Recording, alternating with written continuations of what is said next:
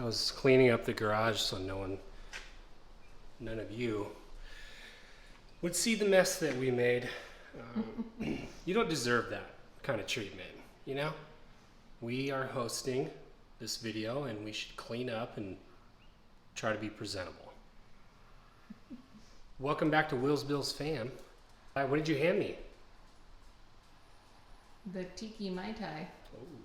I'll tell you what, you put in some hard work where you literally hurt yourself. You probably broke a couple fingers and your muscles are all sore and all that. Like that kind of work. Oh, this feels good. And it makes drinks taste better. Okay, so we got the Blazer. And I was blessed, cursed, I don't know, with an eyeball that sees everything. And with these Blazers in particular, a lot of times the back is lower than the front. And I just can't handle that. It just doesn't look right to me. And this thing's sitting on leaf springs, so I decided to try to take out a couple leaf springs, which I'll just show you.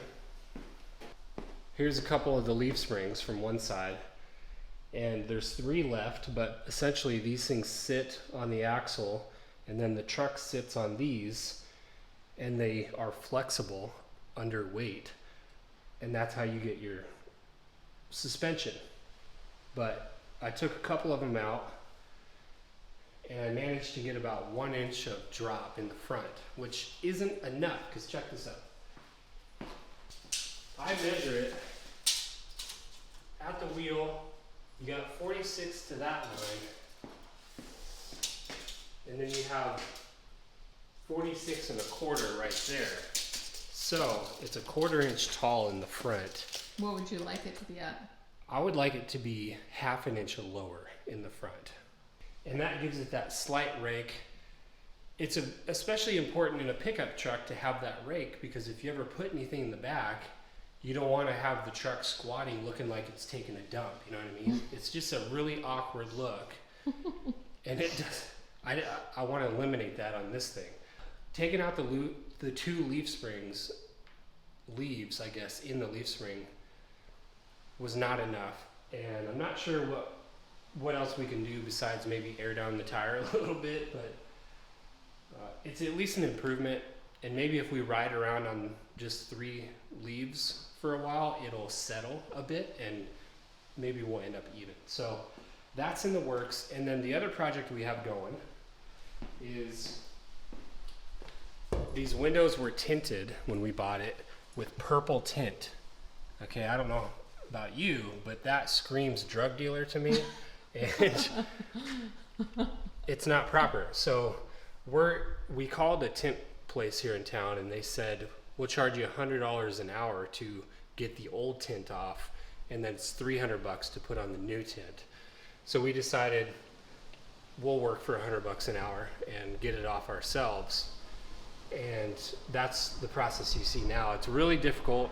We're in there with a heat gun, and we're trying to scrape it off with a blade, and then there's some chemicals that we're using.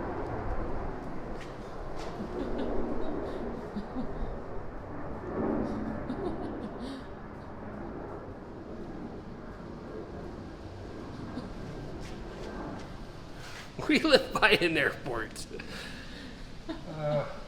But yeah, there's some chemicals you spray to get the glue off and all that. It's really lame work, but it'll save us some money. And then we're gonna go in with some, not total blackout tint, but some pretty dark blackout tint that I think is gonna make this thing look sharp.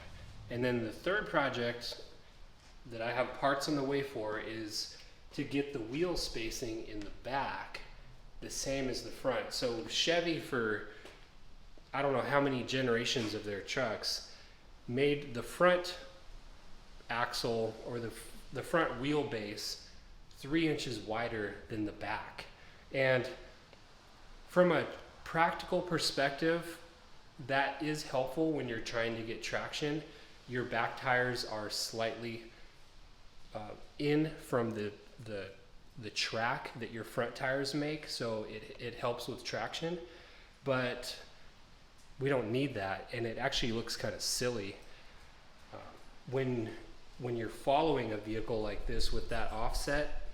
It actually looks like the truck is crooked. So I got some 1.5-inch wheel spacers from Amazon for 50 bucks, and that's going to even out the wheelbase on the front and the back. And that small little touch, along with the black tinted windows and getting the front a little lower, is going to really make this thing look different and proper.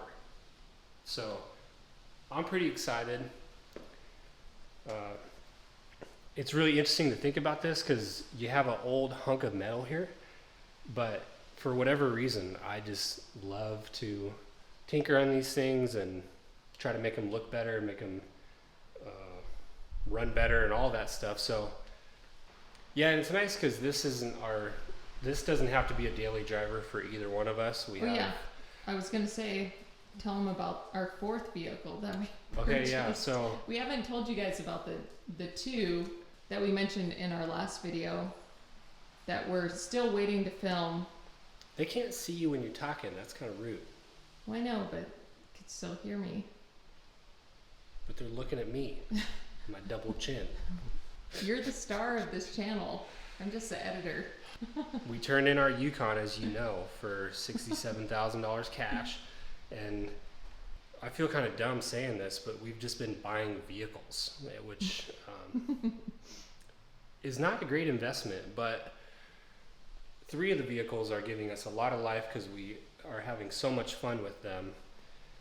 We'll eventually reveal those other 2, like we said, but the 4th vehicle is this old Subaru. I don't even know what year it is, but a friend said, hey, this other friend's selling their car, and they gave us a good friend discount. So $3,200, we have this little Subaru that is like super peppy. It just whips around like you wouldn't believe it. It almost feels like a little race car.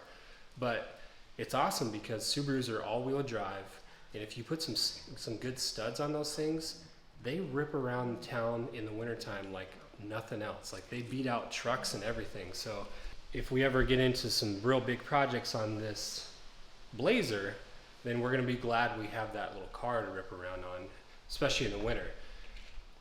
The next project that I'm debating after we get those other 2 things done, the tint and the wheel spacers. So it's got a carburetor. It kind of runs like a turd. Like it's got some power, but I don't know. It kind of bogs down when you try to get up to speed and stuff. And I want to put on basically a throttle body or a electronic fuel ignition system on the vehicle, and that's really going to make a difference in the winter when it's super cold. It allows you to just turn the key and it starts, and there's a little computer that measures different things about the vehicle, the exhaust temperature and all that, and it changes the fuel to air ratio so that it runs just nice and even. If you don't know, your car just starts and runs perfect because a computer is monitoring things and making adjustments. These old things weren't designed with that, but they sell systems to add it after the fact. So that's the thing I'm debating about doing next. It's a $1,200 system plus about $500 in extra stuff, but that's what we're doing, that's what we're looking at, and I'm stoked. Okay, it's late at night, we're calling it a day. I'll probably lose a lot of sleep trying to figure out how to lower the front another inch without buying new leaf springs.